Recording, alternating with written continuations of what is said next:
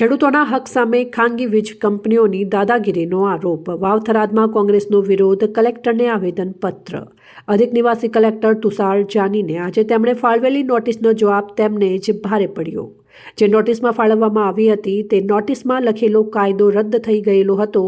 તેમ છતાં એ જ કાયદાની નોટિસ અધિક નિવાસી કલેક્ટર તુષાર જાનીએ રદ થયેલા કાયદાની નોટિસ ફાળવી. જ્યારે ખેડૂતોના પ્રતિનિધિ દ્વારકાના પાલભાઈ આંબલિયા અને જયેશભાઈ દ્વારા જ્યારે અધિક નિવાસી કલેક્ટરને પ્રશ્નો પૂછવામાં આવ્યા ત્યારે એક પણ પ્રશ્નનો જવાબ ન હતો. આવા અહંકારી અધિક નિવાસી કલેક્ટર થરાદના લોકોને ઓફિસમાંથી એવો જવાબ આપતા કે જાણે કૂતરાને પેઢીએથી કાઢતા હોય તે રીતે.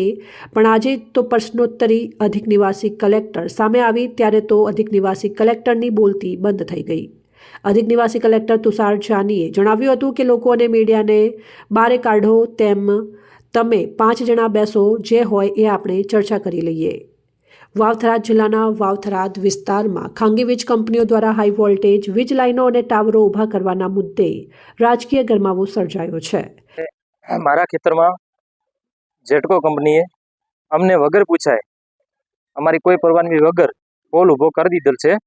અમે લાઇનનું કામ અટકાયેલું છે અને અત્યારે અમે જંત્રીના 4 ગણા ભાવ માંગેલા છે.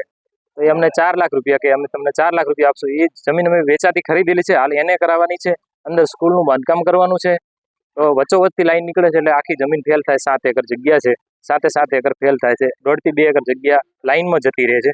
પછી એને થતી નથી. એ લોકો લાઈન કાઢવાના અલગથી પૈસા માંગે છે. એના માટે લાઈન નાખવા દેવાની નથી અમારે. હવે આ પાલભાઈને લોકો આવેલા છે, એમની સાથે રજૂઆત કરવાની છે.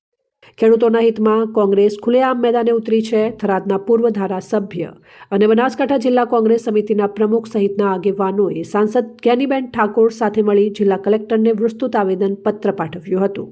આવેદનપત્રમાં ગંભીર આક્ષેપ કરવામાં આવ્યો છે કે ખાનગી વીજ કંપનીઓ ખેડૂતોની સંમતિ વિના તેમજ યોગ્ય વળતર ચૂકવ્યા વગર તેમની જમીનમાં બળજબરીપૂર્વક પ્રવેશ કરી રહી છે.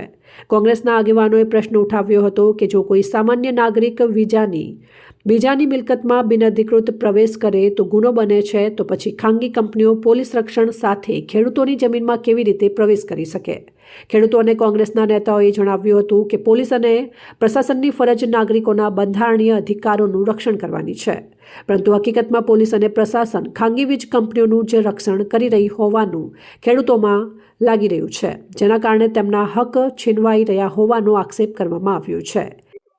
આજે વાવ-થરાદના જે ખેડૂતોને કલેક્ટરશ્રીએ નોટિસ આપી અને બોલાવ્યા હતા એવા 37 ખેડૂતોને સાથે રાખી અને અમે જ્યારે રજૂઆત કરવા ગયા ત્યારે અધિક કલેક્ટરશ્રીને અમે કહ્યું કે આ જાહેરનામું છે એ 9 ફેબ્રુઆરી 2026નું છે અને તમે નોટિસ એના 10 દિવસ પહેલાં 31/1/2026ના રોજ આપી દો છો, તો આ કોઈ કાળે પોસિબલ નથી. કારણ કે જાહેરનામું આપ્યા પછી કંપની જે કલેક્ટરમાં 16(1) મુજબ કે 164 મુજબ અપ્લાય કરે અને ત્યાર પછી કલેક્ટરની પ્રક્રિયા શરૂ થાય છે.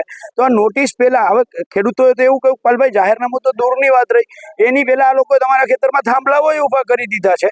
અને એ ઉપરાંત માનનીય અધિક કલેક્ટરશ્રીનો જે રીતે ઉદ્ધતાઈ ભર્યા જવાબો હતા, જે રીતે અમારી વાતને એ સ્ટન્ટ ગણાવતા હતા, જાણે એ પોતે જ સ્ટન્ટ કરતા હોય અને અમે સ્ટન્ટ કરી રહ્યા છીએ એવી એની જે વાત પ્રસ્થાપિત કરવાની પદ્ધતિ હતી, આના ઉપરથી બહુ સ્પષ્ટ થાય છે કે માનનીય સાંસદશ્રી જનતાના પ્રતિનિધિની ઉપસ્થિતિમાં જો આ અધિક કલેક્ટરશ્રી આવા જવાબો આપતા હોય તો સામાન્ય ખેડૂતો જ્યારે એમની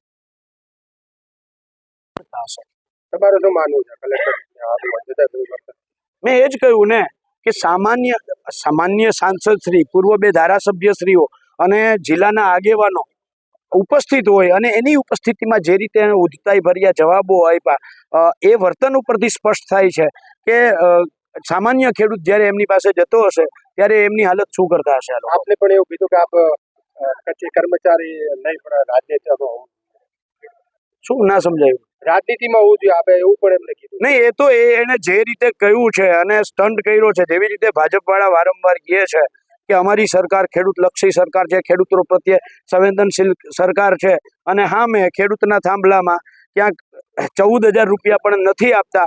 અહીંયા કેટલાય ખેડૂતો એવા છે કે 4-4, 5-5 વર્ષ પહેલાં પોલ ઊભા થઈ ગયા, આજની તારીખમાં પૈસા મળ્યા નથી. અને એટલે જ કલેક્ટરને અમે હુકમ દેખાડ્યો. જ્યારે એણે હુકમની વાત કરી ત્યારે એટલે અમારે એને કહેવું પડ્યું કે સાહેબ સ્ટન્ટબાજ તો તમે છો, તમે ક્યારે નિવૃત્ત થાવ છો? તમારે પોલિટિક્સ જોઈન કરવાની જરૂર છે.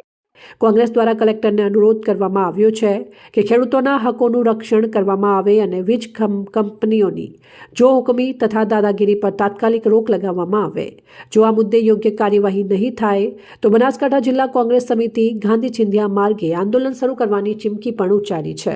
આ સમગ્ર મુદ્દે વાવ-થરાદના અધિક કલેક્ટરને મીડિયાએ પૂછપરછ કરતા તેમણે કોઈ પણ પ્રકારની બાઇટ આપવાનું ટાળ્યું હતું. રાધા નેસડાથી મુઠેડા એક લાઈન નીકળે છે અને એવી ને એવી બીજી લાઈન નીકળે છે અને આવનારા દિવસોમાં હજી 8-10 બીજી લાઈનો આવવાની છે.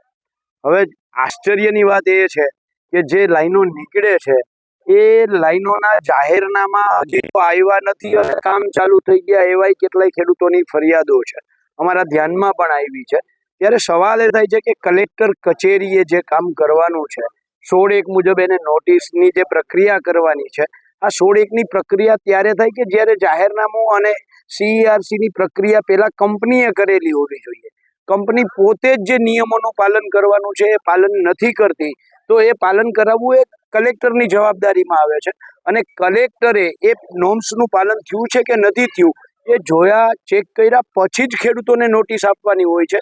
પણ અહીંયા તો એવું લાગે છે કે જાણે કલેક્ટરો જ ખોળામાં બેસી ગયા હોય કંપનીના, એ રીતે આખી જે પ્રક્રિયા ચાલે છે એના વિરુદ્ધમાં આજે 24 તારીખે જે ખેડૂતોને કલેક્ટરે બોલાવ્યા હતા એમને વતી જવાબ રજૂ કરવા માટે અમે ગુજરાત કિસાન સંઘર્ષ સમિતિના આગેવાનો અહીંયા આવ્યા છીએ અને આવ્યા ત્યારે ખબર પડી કે જેમ મોરબીમાં કલેક્ટર ભાગી જાય છે, જેમ જામનગરમાં કલેક્ટર બોલાવીને ભાગી જાય છે, જેમ કચ્છમાં કલેક્ટર બોલાવીને ભાગી જાય છે, એવું ને એવું અહીંયા ચોથી જગ્યાએ થયું કે વાવ-થરાદ કલેક્ટરે આજે પોતે ગાંધીનગર ગયા છે અને પોતે હાજર નથી અને RSC અહીંયા રહેશે, તો પછી ખેડૂતોને બોલાવવાનો મતલબ શું હતો?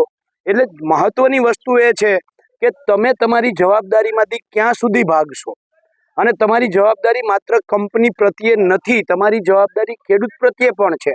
આજે કલેક્ટરે જ્યારે ખેડૂતોને બોલાવ્યા તો એઝ એ ન્યાયાધીશ તરીકે બોલાવ્યા છે અને ન્યાયાધીશને બંને પક્ષ સરખા હોય ત્યારે જ એ ન્યાય કરી શકે. પણ ક્યાંક ને ક્યાંક એમ મને એવું લાગે છે કે કલેક્ટરે ખેડૂતોવાળી આંખ છે એ સંપૂર્ણ બંધ કરી અને માત્ર કંપની તરફી જ આંખ ખુલ્લી રાખી છે અને આજે એ જવાબ દેવા માટે સક્ષમ ન હોય એટલે એ ભાગી ગયા છે. અહેવાલ જેતુ બારોટ, સંબંધ ભારત ન્યૂઝ, થરાદ.